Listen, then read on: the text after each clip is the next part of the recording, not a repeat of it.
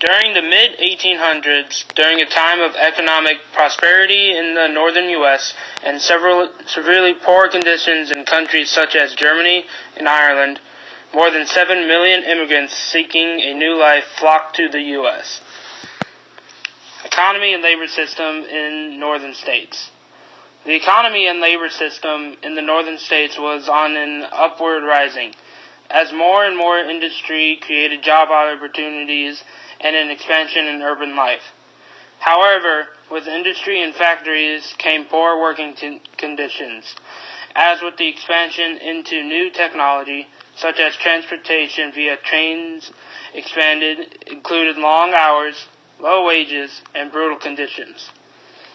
Poor job conditions deterred many of the better-off citizens, leaving vacancies for the poor and immigrants.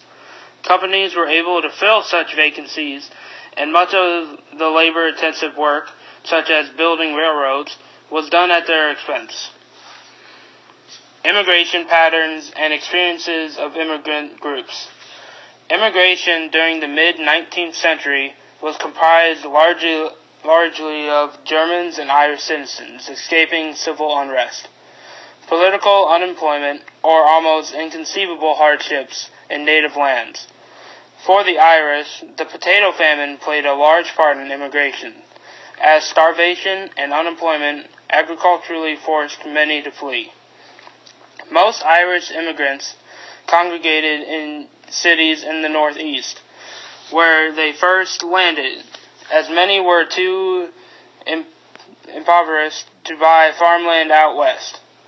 For the Germans, immigration was due largely to escape from economic hardships, political unrest caused by riots, and rebellion and violence which culminated in a revolution in 1848. Many Germans had sufficient money to buy farmland in the Midwest, though most settled in New York City, Baltimore, Cincinnati, St. Louis, Milwaukee, and other major cities. Where did most immigrants settle and why? Most immigrants settled in urban centers rather than agricultural ones, as the majority of the work would be found in industry concentrated in cities.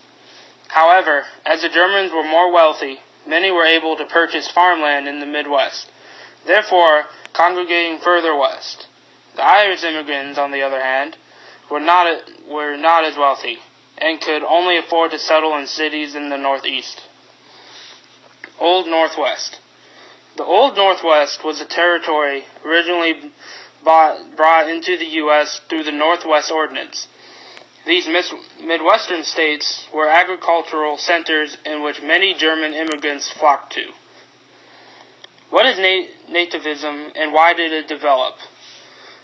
Nativism is, as the root word suggests, a policy of protecting the native-born or established citizens of a country from immigrants and the cultures which they bring. In the U.S., nativism developed as a result of economic depression in cities such as Philadelphia, partly due to religious opposition, as many immigrants were strong Catholics, and political hostilities, as many immigrants were Democratic. Let's review. In the mid-19th century, Americans were prospering economically, while many Europeans were not. This led to many Irish and German immigrants to flock to the States. With urban life increasing and factories opening with new jobs, immigrants naturally flocked to industrial hubs. Many Germans, who were not as impoverished as the Irish, purchased farmland in the Old Northwest. This trend, however, did not cover the majority.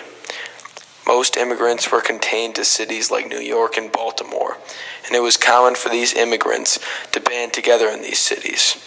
These growing subcultures led to nativism, which was basically American citizens getting fed up with all the new faces in the States. Much of this dislike was targeted at Catholicism, which would lead to hostility in the coming years.